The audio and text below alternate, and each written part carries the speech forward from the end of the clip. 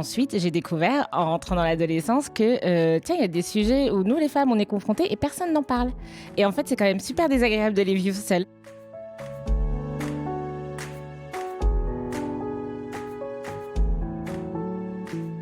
Hello hello, bienvenue sur Ma Passion Mon Job, le podcast qui t'invite à plonger dans ton métier passion. Je suis Célia Leduc, aujourd'hui experte en vie professionnelle passionnante et ex-responsable recrutement dans les services RH de plusieurs entreprises.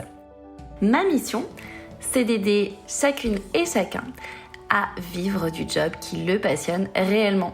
Parce que oui, pour moi le boulot c'est important quoi qu'on en dise, alors autant faire quelque chose qui nous plaît réellement. Alors pour ça, j'ai lancé ce podcast, mais aussi mes accompagnements Passion Boost en reconversion que je te propose d'ailleurs de retrouver sur mon site web et mes réseaux sociaux.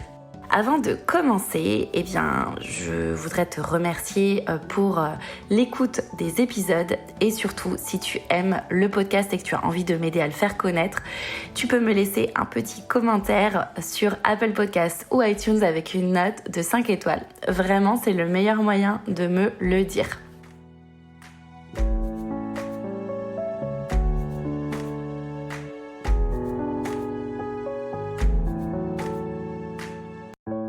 Avant de passer à l'épisode du jour, je voudrais te parler d'un podcast que j'aime beaucoup, qui est le podcast Amour, sexe et voyage. Dans ce podcast, tu écouteras des histoires d'amour, de sexe ou des récits d'aventure, mais pas que, puisque Christelle, créatrice et hôte de ce podcast, échange avec ses invités qui sont des amis, des connaissances ou des inconnus, sur des moments marquants de leur parcours de vie. Elle fait également part dans ce podcast d'expériences et de réflexions personnelles hyper intéressantes, en lien avec l'amour, le sexe ou les voyages. Je profite de ce premier épisode de l'année 2022 pour te souhaiter une très bonne année, que tous tes projets, tes envies se concrétisent et que vraiment cette année puisse être fructueuse et pleine d'enrichissement, d'enseignement et d'avancées pour toi. Alors moi j'ai décidé de commencer l'année sur des chapeaux de roue en lançant une série dédiée à un sujet qui me passionne vraiment, celui de ces femmes qui s'engagent, des femmes qui sont engagées à travers leur métier. Alors je te propose de démarrer avec Charline. Charline qui est une sage-femme qui a une vraie visibilité et une écoute sur les réseaux sociaux. Puisqu'elle est sage-femme libérale, mais également ambassadrice du métier de sage-femme, et pas que, puisque elle intervient surtout en gynécologie. Sa mission, c'est de suivre toutes les femmes à différents stades de leur vie, leur grossesse, mais pas que. Bon, en tout cas, je vais pas pouvoir te résumer tout ça dans cette intro, et heureusement, parce que le plus intéressant dans l'histoire, c'est notre conversation qui suit, et que je te propose de découvrir tout de suite.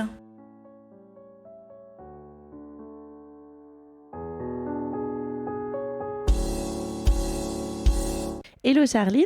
Bonjour Célia. Je suis hyper contente de t'accueillir sur le podcast. Merci beaucoup de m'avoir invitée. Merci à toi. Alors pour commencer, est-ce que tu pourrais te présenter, mais sans forcément parler de ton job, plutôt me parler de toi, mais hors professionnel, même si bien sûr c'est le sujet de la conversation.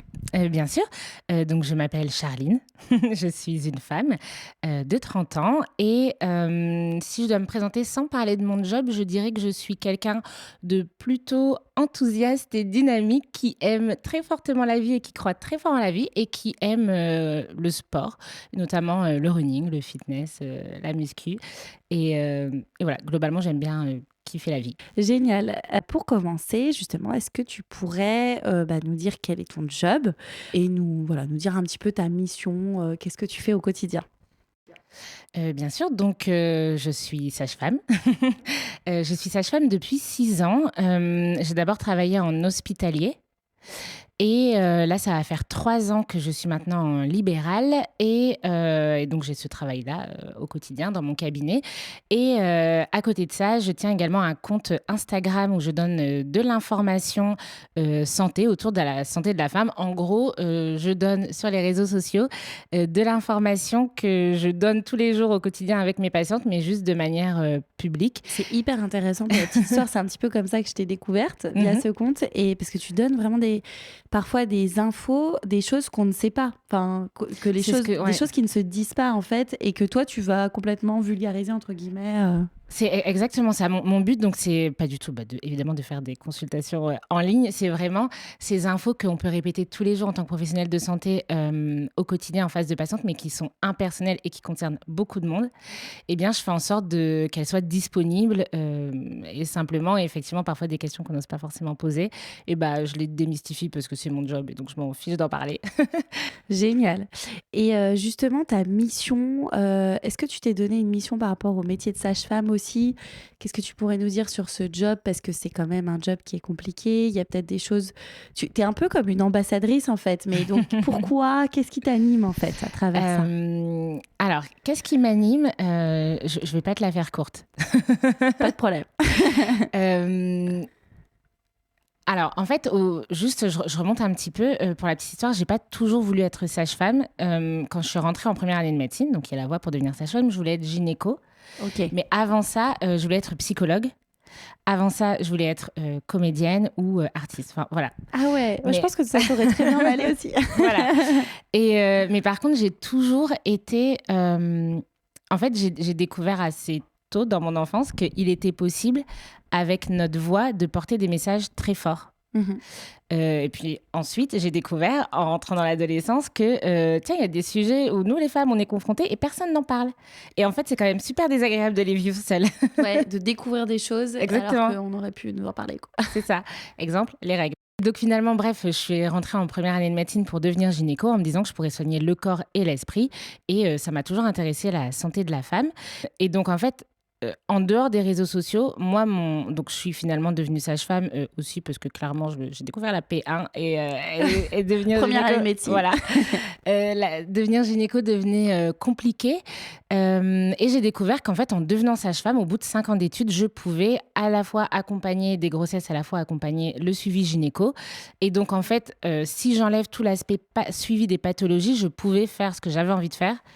Mais en 5 ans. Donc, Et puis c'est vrai que la grossesse, c'est quand même un moment de la vie de la femme qui est quand même particulièrement marquant et que tu accompagnes du coup en particulier, quoi. Complètement, mais tu vois, je suis pas devenue sage-femme pour l'aspect grossesse. D'accord.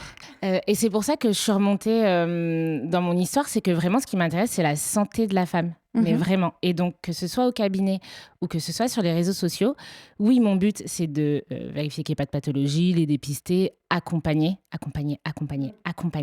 rassurer. Vous êtes normal, ce que vous vivez, vous n'êtes clairement pas la seule. C'est vrai qu'il y a ce côté très bienveillant dans ta communication. Ouais, on sent une énergie positive et une bienveillance. Ouais, on se dit ah oui, en fait c'est normal, voilà, je suis une femme, je peux être confrontée à ça comme d'autres femmes, quoi. Oui, j'essaie vraiment et en fait sur les réseaux sociaux, mon but, plus loin que ce que je partage, c'est en fait, j'ai envie que chaque femme se sente normale, mais surtout parce que ma mission numéro 1, c'est de me dire, en fait, aujourd'hui, une femme, comment elle peut entreprendre dans la vie, comment elle peut réaliser ses rêves si elle se sent anormale, si elle se sent gênée à chaque fois qu'elle a ses règles, si elle se dit, punaise, aujourd'hui, je ne me suis pas épilé les jambes, j'avais prévu de mettre une jupe, bah oui, mais j'ai une réunion, est-ce que je mets quand même ma jupe? Et en fait, c'est toutes ces petites pensées qui sont dans la tête des femmes tout le temps, et qui en fait prennent du temps et de l'énergie, et ce temps-là et cette énergie-là, on ne s'en sert pas pour construire nos projets. Donc en fait, ta mission va plus loin. Exactement. C'est vraiment éliminer tous ces parasites pour que chaque femme puisse vivre une vie vraiment passionnante et ne pas être, à cause de tous ces maux, comme on voit les règles douloureuses, après il y a plein de problèmes, C'est ça. Finalement absorbée par tellement ces problèmes-là que par rapport à des hommes, on va être forcément moins, entre guillemets, au taquet parce qu'on a toutes ces choses-là, quoi. Ou même mentalement, moralement, parce qu'il y a le côté mindset que tu abordes aussi pas mal. Et voilà. Et donc, c'est ce que tu viens de dire. Ma mission, en fait, elle est bien plus loin que juste donner des infos. Ok, mais en tout cas, ce qui est intéressant, c'est qu'à travers le spectre de sage-femme, tu donnes des conseils aussi concrets sur la santé. Oui. Voilà, et c'est ça que j'aime bien, quoi. C'est que c'est hyper concret. En tout cas, moi, j'ai appris plein de choses. Qu'est-ce que tu préfères dans ton job? Alors, raconte-nous déjà ton quotidien. Donc, tu dis que tu es en libéral. Oui. C'est quoi la répartition de ton temps, entre tes activités? Qu'est-ce que tu préfères un petit peu? Alors effectivement, je suis sage-femme libérale. C'est une partie du métier qu'on connaît moins. Souvent, on pense à l'hôpital et Oui. le fait de réaliser des accouchements. Et en fait, je ne réalise plus d'accouchements depuis D'accord. 3 ans. Ok. C'est possible quand tu es en libéral, mais c'est un peu plus compliqué. Et donc, en fait, moi, mon job, ma journée type, ça ressemble un peu à la journée d'un médecin généraliste, tu vois, où Ok. tu passes ta journée au cabinet. Et parfois, tu as des visites à domicile. Par exemple, moi, je vais voir des patientes qui ont accouché il n'y a pas longtemps. Mais sinon, le gros de mon travail, c'est vraiment au cabinet, mes rendez-vous. Et quels sont ces rendez-vous? Ça va de la rééducation du périnée, de la préparation à la naissance, du suivi de grossesse, vraiment l'aspect médical, les rendez-vous gynéco, parce que, et donc j'en profite pour le dire, car les sages-femmes peuvent faire du suivi gynécologique, même pour les femmes qui n'ont jamais eu d'enfant ou même qui n'en souhaitent pas, en fait, peu importe. D'accord, ça c'est intéressant de le Oui. savoir. Tout le monde ne le sait pas. Tout le monde ne le sait pas. C'est pour ça que je le répète dès que j'ai l'occasion. Ok. Donc en fait, finalement, t'es dans ton cabinet, Ouais. tu reçois les femmes, tu les suis en fait. Alors pendant la grossesse, mais pas que, elles peuvent venir te voir Exactement. aussi à d'autres moments. C'est ça. Finalement, ça reprend aussi la gynéco, enfin, ce qui t'intéressait à C'est la ça. base. En fait, la frontière, c'est que contrairement au gynéco, on ne peut pas suivre de la pathologie. C'est-à-dire qu'on va la dépister, la Ok. pathologie. Voilà, j'ai une Mais vous personne n'allez qui a pas telle douleur. traiter la Mais on ne va pathologie. pas traiter. Ouais. Ok. Bon, bah génial. Bah, écoute, en tout cas, tu vois, j'apprends des choses encore pendant cette Super. conversation. Du coup, comment ça se passe? Parce qu'alors, donc tu as effectivement un emploi du temps, je pense, bien chargé, parce que tu as toute cette partie donc libérale avec tes consultations, et après, la partie ambassadrice, enfin, c'est ton rôle, enfin, moi j'appelle ça. Pour moi, C'est gentil. C'est très beau comme mot. Comme Major Movement qui est kiné, pour moi, il est ambassadeur kiné, bah toi, c'est ambassadrice sage-femme. C'est gentil, merci. Enfin, en tout cas, c'est comme ça que je te vois, et je pense pas qu'il y ait 20 000 sages-femmes comme ça sur les réseaux. Et du coup, comment tu gères ton temps et quel est le ratio, voilà, de ton job entre ça, enfin entre voilà la santé purement, ta mission purement santé et la partie com, et est-ce que, enfin, comment tu organises? Je crois que tu fais aussi un podcast, enfin, voilà. Comment j'organise? Je pense que je fais comme les jeunes parents qui viennent d'avoir un enfant, juste tu fais et tu sais pas trop comment tu fais. Ouais. Tu vois, j'ai pas encore beaucoup de tips à donner là-dessus. Je suis pas quelqu'un d'extrêmement. Enfin, moi, je dis que je suis pas très organisée. Certains diraient que oui, mais en gros, finalement, le temps que j'ai pris au début, il s'est un peu imposé à moi pour la simple et bonne raison que quand je me suis installée en libéral, j'ai remplacé une collègue, puis on s'est mises ensemble en collaboration. Ok. Et en fait, je n'avais pas le cabinet tous les jours. D'accord. Le mardi, je n'avais pas le cabinet. Je Ok. ne pouvais pas travailler au cabinet. Ok. Et donc, je remplaçais des collègues à droite, à gauche. Et en fait, c'était assez fatigant d'avoir mes patientes, puis les patientes de ma collègue A, puis ma collègue B, puis mon collègue C. C'était assez fatigant et je m'étais dit, bah, c'est tout en 2020. Donc, à l'époque, c'est 2019. En 2020, j'arrêterai de faire ça. Ok. Et en fait, j'ai démarré mon compte Instagram en novembre 2019. Ok. Et comme tout le monde le sait, eh bien, en mars 2020, il y a eu une pandémie. Bah oui, effectivement. Voilà. Et donc, ça m'a donné beaucoup de temps pour les réseaux sociaux. beaucoup de temps. Ok. Ça a été un tremplin. Et après, il a fallu gérer les réseaux et la reprise du travail. Et malgré tout, j'ai quand même... mon compte Instagram a connu une pandémie, des couvre-feux Ah ouais. et une baisse de la vie sociale. Et ça, c'est quand même important de le rappeler dans le contexte de temps. C'est que, je pense tous, Ouais. on est beaucoup moins sortis parce que clairement, quand je sortais du boulot à 20h et que le couvre-feu était à 21h, en fait, j'arrivais chez moi et c'était le couvre-feu. Ouais, ok, donc tu avais ce temps en fait pour développer ton compte Instagram, Exactement. développer ta com. Ok, donc finalement, c'est pas quelque chose que tu avais forcément prévu, hop, je vais devenir ambassadrice sage-femme, je veux vraiment communiquer, c'est devenu comme ça. Alors, je m'étais pas dit je vais devenir ambassadrice, mais je m'étais vraiment engagée. Tu vois, on le dit parfois pour quand on se lance dans un projet de s'engager auprès d'autres. J'avais dit à mes copines, allez, je me lance, mais par contre, mes ambitions, c'était oh là là, si dans un an je fais la maison des matériels, c'est genre trop cool et j'avais pas d'autres envies. Ah, tu t'étais quand même fixé un objectif. Non, t'avais quand même ce truc, puis comme tu dis, depuis toute jeune, t'avais déjà cette mission de porter la voix. Enfin, exactement. C'était pas un hasard. Ok, et donc le ratio entre le temps que tu passes aujourd'hui entre ces différentes activités? C'est une bonne question. Je suis pas quelqu'un qui compte beaucoup. Tu as des jours quand même précis au cabinet, j'imagine. Oui, j'ai des jours précis au cabinet. Oui. En fait, globalement, le mardi, c'est censé être mon jour réseaux sociaux, qui est en fait mon jour compta, travaux, déménagement, tout ça. Donc, c'est beaucoup les fins de journée, mais du coup, j'ai de moins en moins de fins de journée. En fait, maintenant, je me dis, par exemple, le boulot, je le commence pas très tôt le matin au cabinet. Et donc, je peux facilement parfois faire 2 heures de réseaux sociaux le matin, 2 heures le soir et le reste de la journée, le cabinet. Facilement une demi-journée le week-end, mais en fait, je fonctionne beaucoup par, j'allais dire batch cooking. Ouais, tu fais tous tes contenus. Je fais beaucoup en avance, tu vois, justement les réels. Ça, c'est un conseil. J'en fais beaucoup en avance. Ouais. Oui, parce que je te parlais en off, on va en parler après, mais que effectivement, je trouve que tu as des alors pour ceux qui connaissent pas, les réels Instagram, qui sont des vidéos, des montages vidéo sur Instagram. Et franchement, moi, quand j'ai regardé ton compte, je me dis, mais elle est hyper à l'aise. Puis c'est vrai qu'il y a des gens qui font des réels, mais si tu veux, c'est un peu forcé, tu vois, c'est parce qu'il faut faire le réel. Toi, on sent que t'es à fond. Mais je m'amuse beaucoup. En fait, mon leitmotiv numéro 1 sur les réseaux, on pourrait croire que c'est donner de l'info, mais en numéro 1, c'est vraiment prendre plaisir. Prendre plaisir à partager, en fait. À partager et à créer. Vraiment, tu vois, la partie création, c'est ce que je te disais, il fut un temps, je m'étais dit qu'un jour je serais comédienne. Et pour la petite histoire, quand j'ai voulu devenir gynéco, pourquoi aussi gynéco versus psychologue ? C'est parce que concrètement, de manière très pragmatique, et oui, à 17 ans, je pensais comme ça, je me disais, en fait, j'ai pas besoin d'avoir le salaire d'une gynéco. Du coup, en faisant ce métier, je pourrais travailler à mi-temps. Et le reste du temps, vivre de ma passion et faire par exemple de la comédie. Et c'est pas grave si je n'en vis pas, parce que j'aurai un métier à côté qui me rapporte suffisamment pour me dégager du temps. T'avais déjà cette vision. Oui. Ok, il y a juste finalement la comédie qui a été enlevée finalement. Et encore finalement, avec les vidéos. Oui, c'est vrai. Donc, en fait, la comédie, oui, c'est ça. C'est finalement, c'est ça en fait, c'est se mettre dans un rôle et y aller. Exactement. Bon, en tout cas, c'est très réussi. Du coup, un petit conseil pendant qu'on parle de réel pour les gens qui aimeraient en faire mais qui ont du mal pour démarrer. Je sais pas, est-ce qu'il y a des petits tips que tu peux nous partager ? Alors moi, quand on me demande des conseils, mon premier conseil, c'est toujours de se demander en fait pourquoi on veut le faire. C'est hyper bateau, je sais, mais on peut se dire pourquoi j'ai envie de faire des réels. Est-ce que pour les personnes qui écoutent ton podcast, c'est peut-être j'ai envie de développer mon activité sur les réseaux sociaux, donc j'ai envie de gagner en visibilité et je me rends bien compte que les réels, ça pousse l'algorithme, c'est vrai. Je pense que c'est la raison principale pour la plupart des gens. Voilà, donc c'est vrai et c'est un bon pourquoi. Mais en fait, est-ce que c'est juste pour avoir un chiffre sympa, avoir un nombre d'abonnés en plus, mais presque qu'on ne convertit pas Ou est-ce que c'est... Enfin voilà, pourquoi je veux plus de vues ? En fait, c'est ça. Il y a des personnes, franchement, qui n'ont pas tant besoin d'avoir plus de vues que ça. Je ne sais pas si tu es la coiffeuse au coin de la rue et que tu as un peu envie d'avoir de visibilité sur les réseaux sociaux.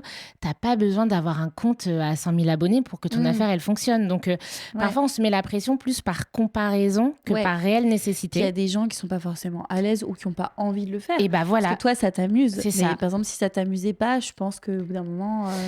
en fait, si ça ne t'amuse pas, ça ne fonctionne pas non plus. C'est quand même pas magique. Donc, en fait, pourquoi je le fais ? Et puis, prendre plaisir. Et en fait, se dire tout simplement, moi, ce que je fais, c'est que je regarde des réels, par exemple, pendant 5-10 minutes. Je regarde. Et après, on a chacun notre sensibilité. Moi, mon truc, c'est que je me cale plus sur des sons qui me parlent. Ok. Vraiment, est-ce que, j'écoute presque l'histoire que la personne... Enfin, quand je suis en mode, pas consommatrice, mais vraiment créatrice, où je cherche des idées, en fait, je vais chercher des sons ou des musiques qui soit me font vibrer, ou que vraiment, je me dis, ça, j'aime trop. Et du coup, tu passes du temps sur cette partie un peu veille, où tu vas faire de la recherche, et ensuite, tu fais ta prod. C'est ça. Et en fait, je les enregistre, tout simplement. Et parfois, j'ai pas encore d'idée de ce que je vais faire. Et parfois, j'en vois un et je me dis, ah mais oui, mais ce son-là ou ces paroles-là, ça va trop bien pour parler de tel thème. Et j'ai aussi tout le temps en off des thèmes dont j'ai envie de parler. Ouais, tu prends des notes sur vraiment ce que tu as envie de partager. Et après, tu relis. Après, tu as tes petites séances de bashing durant lesquelles tu produis, tu te filmes. Tu t'en filmes plusieurs d'affilée aussi. Oui, c'est ça. Et j'ai même, alors ça, la petite astuce, il y a des réels où tu sais, c'est des voix, par exemple, des gens qui se parlent ou des... c'est assez chiant à faire parce que vraiment, il faut bien faire du playback et tu peux vraiment répéter. Il y a TikTok, sur TikTok, tu fais ça. Voilà. Et parfois, je ne sais pas de quoi je vais parler, clairement. Mais en fait, je me filme en faisant le playback, je l'enregistre. Et en fait, parce que là, j'ai eu du temps pour le faire. Et en fait, juste, je mettrai l'écriture. Genre, quand, je sais pas, la dernière fois, j'avais fait un truc comme ça. Je savais pas de quoi j'allais parler. Je l'ai filmé, j'ai fait ma voix. Et après coup, je me suis dit, tiens, je vais noter quand tu es dans telle situation. Ok, donc tu profites de toutes les occasions pour Oui. te dire, tiens, et ensuite, après, tu te fais des sessions où vraiment tu te dis, allez, je crée. C'est ça. Et en fait, ça laisse le temps à la créativité de monter. Tu vois, souvent les gens disent mais je sais pas comment tu fais pour poster autant sur les réseaux sociaux. Moi, j'ai pas autant d'inspiration. Mais comme parfois je le fais en plusieurs fois, l'inspiration, quand la musique, je l'ai entendue il y a 1 semaine, 2 semaines, l'idée, elle a le temps de monter tranquille. C'est pas tu te lèves le matin, ça y est, t'as ton reel dans la tête. Ça m'arrive, mais non, pas tout forcément. Le temps. Pas tout le temps. Ok. Merci pour tous ces conseils. Voilà. Là, franchement, c'est top. Et sur ce qui te passionne le plus, ce qui te fait le plus vibrer dans ton métier, donc on a parlé de ta mission, mais au quotidien, je sais pas, est-ce qu'il y a des sujets, des consultations que tu aimes plus ou des missions, enfin des choses, des tâches qui te plaisent plus dans ton job? Qu'est-ce qui vraiment t'anime vraiment? Ça, je me pose souvent cette question parce que comme on a beaucoup de cordes à notre arc en tant que sage-femme, c'est important parfois de un peu réorienter notre travail. Et je trouve que c'est quand tu passes des journées un peu pourries où tu es vraiment crevé. Ça arrive. Où tu te dis, en fait, malgré tout, j'ai passé une trop bonne journée. Et là, j'adore me dire, ok, j'ai fait quoi aujourd'hui? Et ça, ce type de consultation, il faut que je les multiplie parce que ça me fait du bien. Ok. Et je me rends compte que, en fait, on revient à nos premiers amours, la gynéco, j'adore. Ouais, c'est vraiment ton truc. En fait, ce que j'aime dans la gynéco, c'est que, exemple, la patiente qui vient consulter parce qu'elle a une mycose, elle vient pas juste avec sa mycose. Elle vient avec sa mycose, ses questions et son besoin de traitement, mais elle vient avec est-ce que c'est grave? Est-ce que c'est de ma faute? Donc toutes ces inquiétudes-là. Comment expliquer à mon partenaire que j'ai une mycose? Parce que lui, il s'inquiète aussi. C'est vrai que ça peut être aussi un peu gênant. Parfois, on peut se dire, tiens, c'est moi, c'est de ma faute, j'ai une mauvaise hygiène et tout. Alors qu'en fait, ça peut se provoquer, quoi. Ah, complètement. D'ailleurs, c'est souvent plus chez des personnes qui ont une hygiène excessive, tu vois. Donc, c'est clairement pas un manque d'hygiène d'avoir une mycose. Et donc, elle vient avec toutes ces problématiques-là. Peut-être des problématiques aussi de douleur pendant les rapports, parce que j'ai quand même essayé d'avoir des rapports, mais en fait, j'avais mal parce que j'avais ma mycose. Et en fait, la consultation gynéco... j'ai l'occasion de vraiment de traiter le médical, de redonner confiance en fait. J'ai l'impression, et ce qui est cool avec la gynéco, c'est que je peux le faire tout au long de la vie. J'ai des patientes qui ont 15 ans, j'ai des patientes qui ont 70 ans, et entre deux, tu les vois pour leur grossesse et tu les suis. Et c'est incroyable. Ah ouais, t'as des femmes d'univers très différents, d'âges très différents, qui pour autant ont toutes finalement des problématiques communes, quoi. J'imagine qu'on peut tout être touché par une mycose. Voilà. Complètement. Et c'est vraiment ce côté suivi. Tu vois, en 3 ans, j'ai déjà plusieurs patientes qui ont eu 2 grossesses. Tu les revois et puis tu poses leur stérilet et puis tu l'enlèves. Ouais. Et ce côté suivi où, pendant la rééducation du périnée, elles te disent, tiens, on m'a proposé telle promotion, mais là, j'avoue que je viens d'accoucher. En fait, j'en sais rien. Et en fait, juste, tu deviens un espace où on dépose des choses quand tu es soignant, et ça, c'est pas propre au métier de sage-femme, mais quand tu es soignant, on te dépose des choses et... finalement, ça rejoint ce qu'on disait tout à l'heure sur la psycho. Ça te plaisait. Il y a quand même un côté psychologue où tu vas pouvoir aider la personne, l'écouter et répondre aussi pouvoir la mettre un peu sur le bon chemin de dire... j'apporte mes conseils et je rassure aussi. Ouais, parce qu'il y a c'est ce côté bienveillance. Je rassure, et puis je suis aussi à même d'orienter quand clairement je sens que c'est de l'ordre d'un psychologue, d'un professionnel de la santé mentale et pas du ressort de Charline. Et tu as des personnes pour t'aider, par exemple, que ce soit à ton cabinet ou à gérer ta communication? Est-ce que tu travailles avec d'autres personnes ou tu es vraiment toute seule?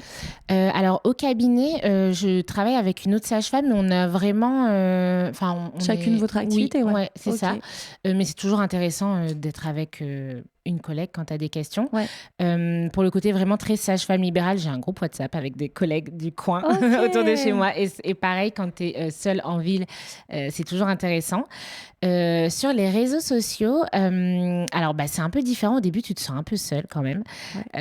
Parce que être professionnelle de santé sur les réseaux sociaux, on n'est pas 15 000. C'est vrai. Ça commence à se développer de plus en plus. Mais en tout cas, dans mon quotidien, des gens que je vois en vrai, c'est pas forcément simple d'en parler. Ce qui est très cool, c'est que dès le début sur les réseaux sociaux, j'ai été un peu accueillie à bras ouverts dans la famille de la santé sur les réseaux sociaux.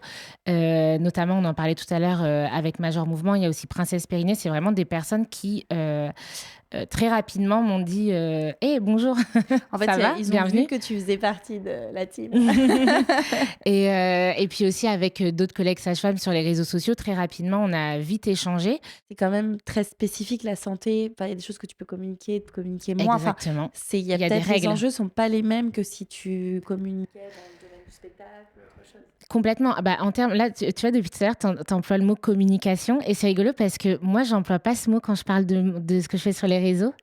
Parce que, mais tu l'emploies peut-être pas dans cette notion-là, mais en fait, moi, c'est ce que ça m'évoque, c'est comme si je parlais de moi, sage-femme libérale, tu vois. Ok. Alors que je parle pas En fait, pour moi, il y a vraiment 2 univers, ce que je fais en libéral.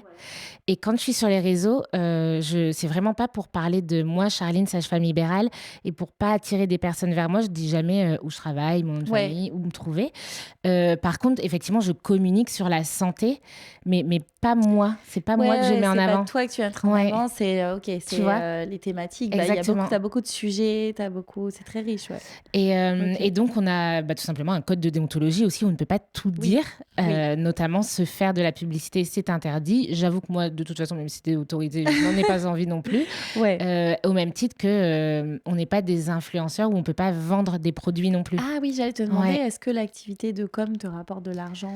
Alors, en fait, il est possible effectivement d'être rémunéré, mais en fait pour des missions bien précises où on donne de l'information. D'accord. Et dans ces cas-là, on peut être rémunéré en fait pour donner de l'information sur d'autres plateformes que la nôtre directement. Par exemple, via un podcast? Par exemple, via un podcast ou oui, pour des articles ou pour des vidéos. Par exemple, une marque souhaite communiquer et faire appel à un expert sur telle info. Un peu finalement comme si, tu vois, comme si telle marque organisait une conférence avec des experts. C'est juste que cette conférence, elle est en ligne en vidéo. Ok. Et dans ces cas-là, tu rémunères les intervenants. Et c'est puis plus dans ce sens-là. sens-là. Tu peux même, toi, participer à des conférences. Voilà, exactement. En tant que Charline, sage-femme. Voilà, avec ton identité, mais sur des thématiques particulières. Oui, tout à fait. Un peu comme Catherine, aussi. dont on parlait tout à l'heure, qu'on connaît toutes les deux, Catherine Testa, le fait pour l'optimisme. Voilà, elle est invitée et parfois, effectivement, elle se fait rémunérer pour aller dans des conférences. Voilà. Sur des plateaux de télé aussi, tu peux intervenir. Ouais. D'ailleurs, entre-temps, j'ai fait la maison des maternelles. Donc... Oui, parce que c'était vraiment ton objectif, du coup, ton premier objectif. C'était pas un objectif, mais c'était un peu, tu sais, un petit rêve quand même. Ouais, voilà, c'est ok, ça veut dire que mon info, elle a touché suffisamment de monde pour que je sois invitée à la maison des maternelles. Tu vois, c'est un peu le goal quand tu es dans la périnette. En fait, on sent que tu as vraiment envie d'impacter en fait, les gens et que ta voix soit portée. Il y a ça qui est très fort. Au-delà de la com, c'est vraiment... c'est pas pour se mettre en avant soi-même, c'est vraiment pour porter sa voix et pour aider un maximum de personnes. C'est ça. Et tu vois, pour revenir sur les réels, quand je dis pourquoi faire plus de vues, ce serait faux de dire aujourd'hui que mon nombre d'abonnés ne compte pas. Oui. Il compte pour moi pas de manière où c'est hyper important d'avoir un chiffre, etc. Mais parce qu'en fait, je pense vraiment que ce que j'ai à dire peut intéresser beaucoup de monde. Et c'est plutôt OK, continue dans cette voie, tu as encore du monde à toucher. L'objectif, en fait, c'est de toucher un maximum de personnes. Oui. Et effectivement, plus tu as d'abonnés, plus potentiellement le message passe. Exactement. OK, c'est pas avoir des abonnés pour que les gens regardent Charlie. Regardez comme elle est belle, comme elle fait des beaux reels. C'est ça. Les reels, en fait, sont au service d'une mission. Mais tout Instagram est au service d'une mission. En tout cas, tu t'en amuses. Et c'est ça qui est sympa aussi dans ton compte, c'est le côté un peu ludique. Où justement, c'est des sujets pas toujours faciles. En plus, la gynéco. C'est ça que je trouve super. C'est comme Major Movement, c'est que vous avez des sujets quand même, les maladies. Et vous arrivez en fait à voir ça d'un côté fun et justement le côté ludique fait que les gens, on a envie, tiens, c'est intéressant et on apprend des choses, quoi. C'est hyper important. Franchement, sinon la santé, c'est chiant en fait sur les réseaux sociaux. Ouais. Et il y a un vrai problème de santé publique, c'est qu'aujourd'hui, les gens ne vont pas consulter. Les gens ne vont pas consulter ou ils ont honte de dire qu'ils ont une mycose ou ils ne trouvent pas de professionnels de santé ou il y a toutes ces histoires de violences gynéco-obst qui font que les gens ont peur d'aller faire des consultations et donc de dédramatiser en disant non mais allez, franchement, on a tous des poils, on a tous nos règles, on va arrêter d'en faire un sujet. Tu vois, on se dit ouais, bon allez, et en fait, je vais aller consulter, en vrai, c'est pas grave. Et donc pour moi, c'est un vrai sujet. Enfin, tu vois, parfois, je reçois des messages. Oui, j'allais dire, tu dois recevoir plein de messages de remerciements.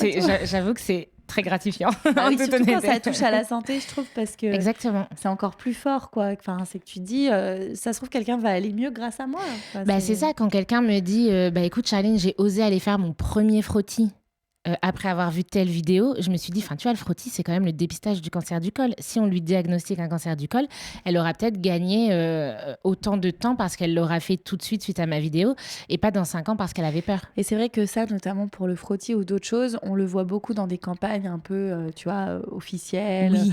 institutionnelles. Et du coup, on se dit, oui, il faudrait que je le fasse et tout. Mais c'est bien d'avoir cette petite piqûre de rappel en disant, ah tiens, est-ce que j'ai fait mon frottis? Est-ce que je vais voir un gynéco tous les ans? Enfin voilà, il y a quand même des recos. Exactement, ouais. Donc, super intéressant. Et du coup, pour terminer, est-ce que tu peux revenir rapidement sur ton parcours? Alors, tu nous en as parlé un petit peu rapidement, mais voilà, peut-être revenir un petit peu plus sur quel a été vraiment le déclic pour te lancer sur sage-femme? Parce que tu avais hésité entre plusieurs métiers. Donc, mon parcours en tant que sage-femme, en dehors des réseaux, où je couple les deux? Oui, revenir peut-être un peu même au début, quoi. Tu as fait tes études, ta première année de médecine, tu as hésité et voilà, juste un petit peu rappeler, par exemple, pour des gens qui voudraient aussi peut-être se lancer sur le métier. Donc oui, je me suis dit que j'allais devenir médecin. Donc je suis rentrée en première année de médecine, qui change de nom à peu près tous les 5 ans. En ce moment, c'est la PASS, je ne sais même plus, première année santé, ou la LAS, licence santé, un truc comme ça. Donc cette année qui est commune avec sage-femme, médecine, dentaire, kiné, pharma. Et en fait, à la fin de cette année, maintenant, normalement, c'est plus un concours, mais bref, tu as une note. Enfin, aujourd'hui, je sais plus comment ils calculent, et tu choisis ta spé qui suit selon ta note et ce que tu as validé. Moi, donc, je suis partie en sage-femme parce que de toute façon, je n'allais pas valider médecine et que j'ai découvert qu'en étant sage-femme, je pouvais faire du suivi gynéco. Et ensuite, donc, en plus de cette première année que j'ai faite en 2 fois, tu as 4 ans après d'études où tu alternes des cours et des stages. Donc, dans tous les secteurs un peu autour de la comme maternité. infirmière, quoi. Ça serait pour un petit peu infirmière, sauf que c'est sage-femme, quoi. École de sage-femme. Oui, c'est ça. Mais au final, comme les études de médecine et comme les études de kiné, tu vois, tu alternes les cours les stages et le pro, quoi. Ouais, c'est ça. Okay. En fait, toutes les études de santé. Et voilà. Et après, tu as ton diplôme et tu peux choisir d'exercer en hospitalier ou en libéral au choix.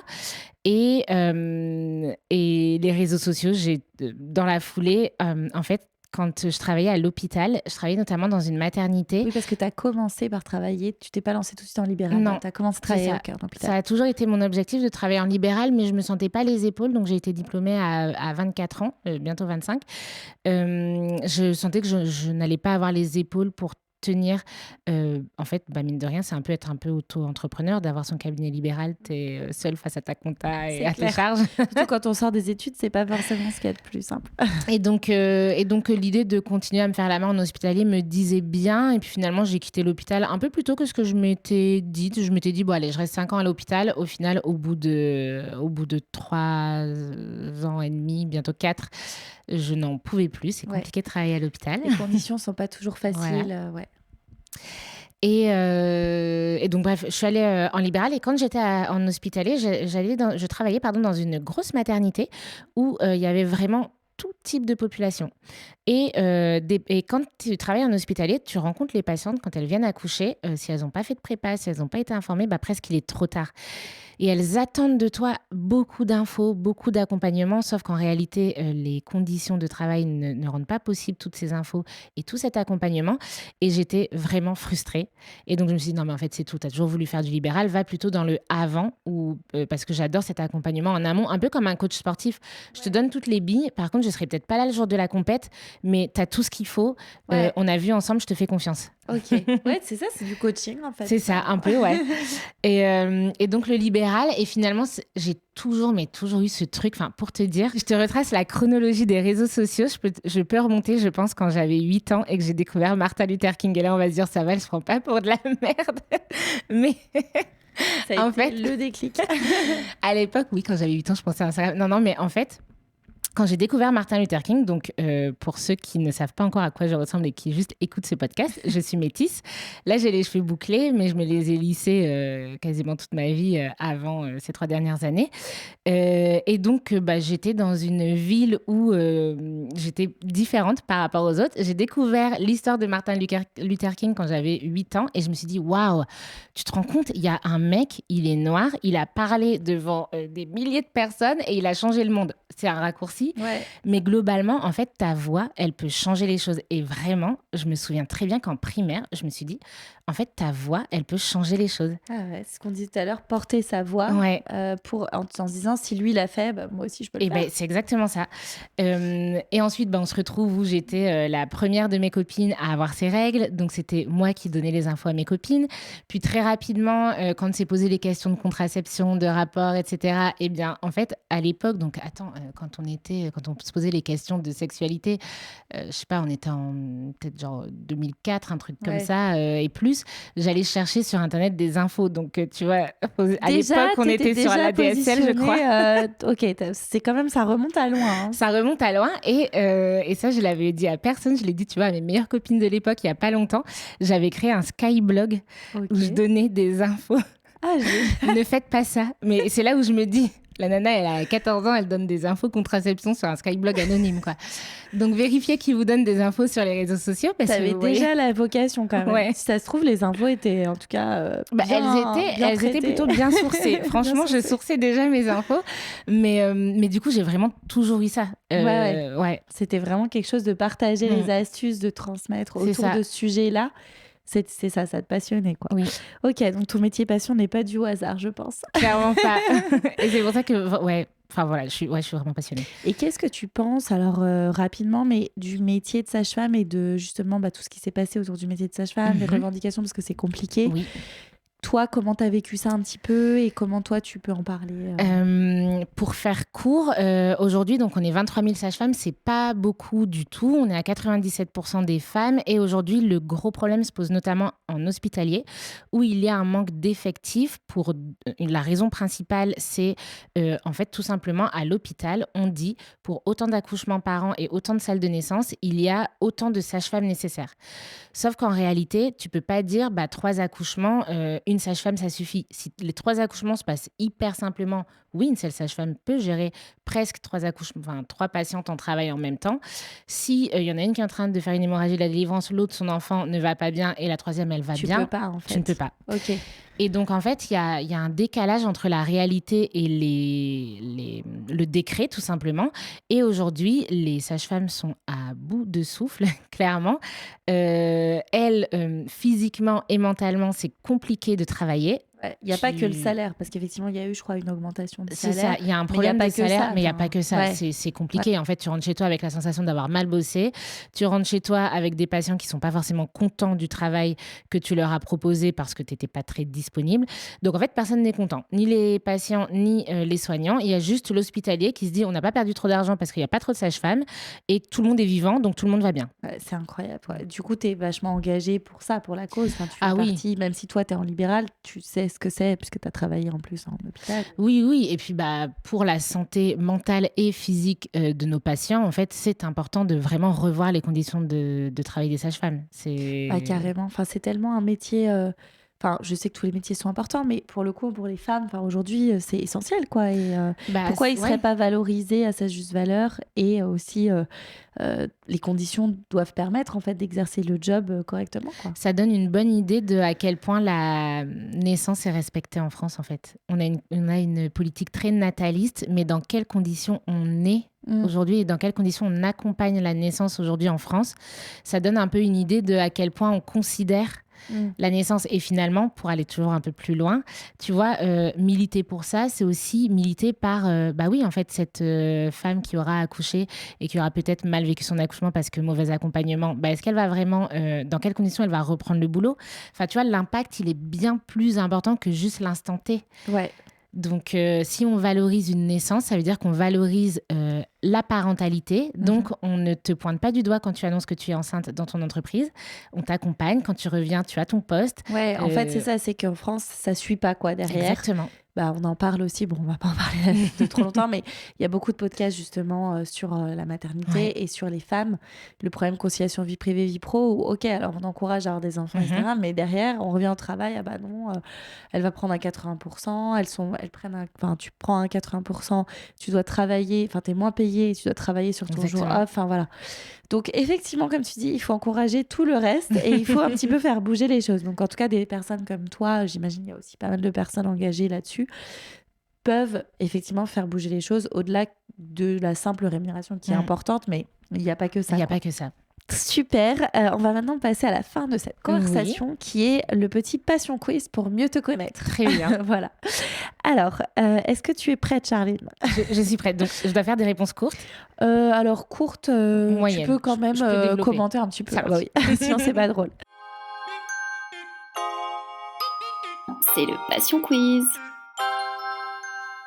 Alors, Charline, est-ce que tu es plutôt thé ou café ? Eh bien, indéniablement thé. Je déteste le café. Okay. Le seul moment où j'ai bu du café dans ma vie, c'était en P1, en me disant que ça allait un peu booster mon énergie et mes facultés intellectuelles. Et comme j'ai très mal vécu ma P1, le café a le goût de cette première année de médecine. Et donc vraiment, ok, bah, écoute, en plus, je ne t'ai pas proposé de café. Oui, je t'ai direct demandé un thé. Donc, tu vois, c'est... Merci. Super. Tu es plutôt couche-tard ou lève-tôt ? C'est quoi ton rythme ? Parce que là, je suis en train de lire un livre sur le sommeil où la personne explique justement qu'il y a des gens qui sont plus tard, d'autres qui sont plus tôt.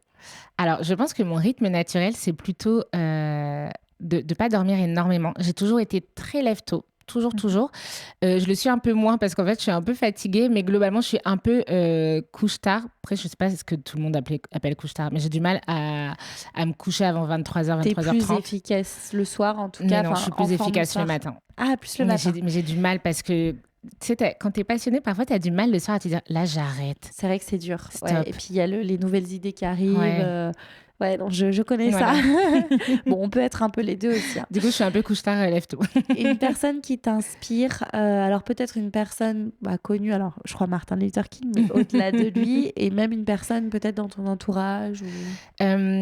Alors, j'avais lu cette question et figure-toi que j'ai pas trouvé un nom.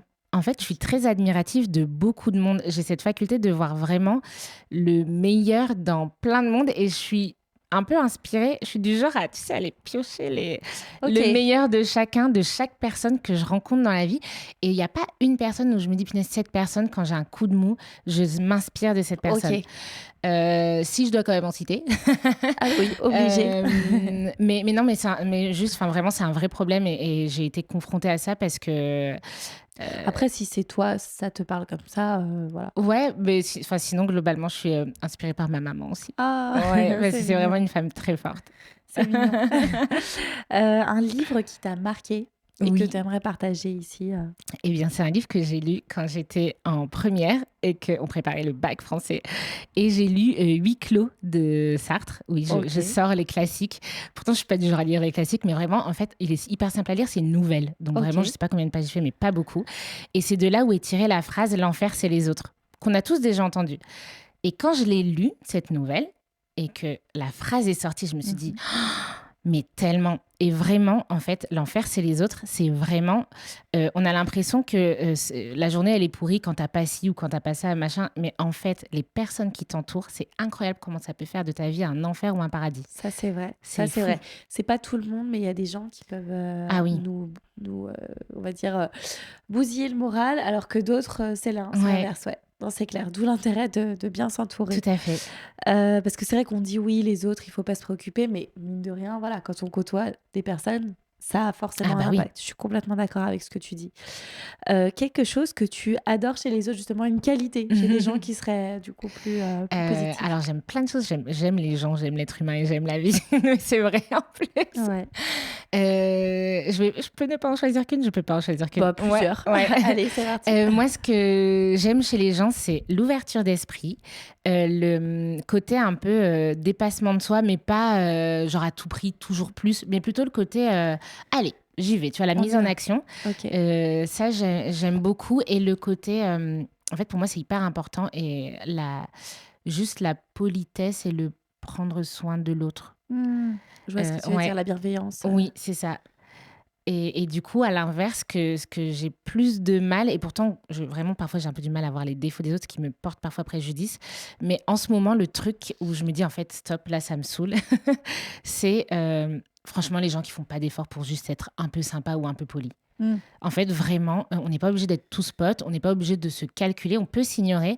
Mais par contre, les gens qui sont méchants ou qui te font sentir pas bien quand tu es à côté d'eux, enfin, en fait, c'est tout. Franchement, aujourd'hui, les gens vont pas très bien, les gens sont pas très heureux. Mais il y a des gens qui accentuent C'est exactement. truc-là. Et, et du coup, franchement, l'être humain aujourd'hui n'est pas en très grande forme. On n'est pas obligé de s'en rajouter. Alors, n'aggravez pas. Non, mais je suis complètement d'accord avec ça. Voilà. Moi, c'est pareil, je suis tolérante, mais je me rends compte qu'il y a franchement, mon ouverture d'esprit s'arrête par rapport à certains comportements. On peut pas être parfait. C'est sûr. Pour terminer, du coup, est-ce que tu aurais un conseil pour toutes celles et ceux qui écoutent le podcast et qui voudraient se lancer, alors pas forcément dans le métier de sage-femme, oui, bien sûr. Mais dans un projet passion, dans un métier passion, du coup, qui vraiment les anime, voilà. Alors, moi, quand on me demande un conseil pour se lancer, c'est vraiment... je dois en choisir qu'un? Non, je peux pas en choisir qu'un. Tu peux en donner plusieurs, il n'y a aucun souci. En fait, rien n'est impossible. Mais vraiment, et je pense vraiment que quand on est sur la bonne voie, les choses, elles se font parfois assez simplement. Alors le but, c'est pas de lâcher au premier obstacle, mais de se dire, est-ce que je me fais violence ? Et si vraiment, là, aujourd'hui, je galère à me lever pour faire ça, c'est qu'il y a un truc que je dois corriger. Pas forcément la destination, mais le comment je le fais. Je vois ce que tu veux dire. Et être à l'écoute de son corps, je trouve que c'est une super, super boussole. Tu vois, quand tu fais ce truc où tu vois pas l'heure défiler, c'est que tu fais le bon truc, c'est que tu es au bon endroit, c'est que tu es dans ton bon pourquoi. D'être passionné, comme on disait, de ne pas arriver à se coucher parce qu'on est passionné. Exactement, c'est ça. Et fait, c'est mieux que parfait. On l'entend souvent. Alors, pas fait dans le sens bâclé, mais dans le sens faire au mieux, c'est mieux que parfait. Et je suis beaucoup guidée par la loi de Pareto, 80-20. Ah oui. Se concentrer vraiment sur l'essentiel. Ouais. Ok. Et pour terminer, justement, est-ce que tu aurais une citation à nous partager sur le podcast ? C'est quelque chose qui te parle ? Oui, alors je pense qu'aujourd'hui, si je dois choisir vraiment une citation, c'est vraiment le « fait vaut mieux que parfait ». Mais dans le sens, on minimise toujours ce qu'on fait. Tu vois, on voit toujours le reste à faire, mais se dire qu'est-ce que j'ai fait et waouh, en fait, j'ai déjà fait ça. Je l'ai fait, je l'ai accompli. Exactement. Et d'être fier de soi. C'est ça. Et vraiment, en fait, il n'y a qu'en faisant qu'on se met en chemin, il n'y a qu'en faisant qu'on apprend, il n'y a qu'en chemin qu'on grandit. Et du coup, il faut accepter de ne pas faire parfaitement parce que ce n'est pas possible et qu'on s'améliore, en fait. Exactement. On s'améliore à chaque fois. Donc, c'est vraiment ça, valoriser ces petites réussites et se mettre en action. Pour moi, ça veut dire ça, fait vaut mieux que parfait. Eh bien, écoute, Charline, je te remercie beaucoup d'être venue sur le podcast. Je suis vraiment ravie d'avoir pu discuter avec toi. Merci beaucoup, Célia. De plein de choses, dont les réels, hein, le sujet. Je rigole. Et puis, je te dis à très bientôt. Merci beaucoup, Célia. À bientôt. Un grand merci pour votre écoute. J'espère que cette exploration vous a plu. Si vous avez écouté cette conversation jusqu'ici, eh bien, je pense que oui. Alors, le meilleur moyen de me le dire et de m'aider à faire connaître le podcast, eh bien, c'est de me laisser un petit mot doux en commentaire avec une note de 5 étoiles sur Apple Podcast ou sur iTunes. Ça vous prend 1 minute et vraiment, ça m'aide énormément. De mon côté, sachez que j'ai pris beaucoup de plaisir à vous faire découvrir cet univers et ce job passionnant. Si vous avez quelque chose à me suggérer, un commentaire ou quoi que ce soit d'autre, eh bien, vous me contactez par mail à mapassionmonjob@gmail.com. Et pour ne rien louper de mes aventures d'exploratrice et retrouver toutes les coulisses du podcast, eh bien, ça se passe sur le compte Instagram et Facebook de Ma Passion Mon Job. Je vous dis à très bientôt pour une nouvelle exploration.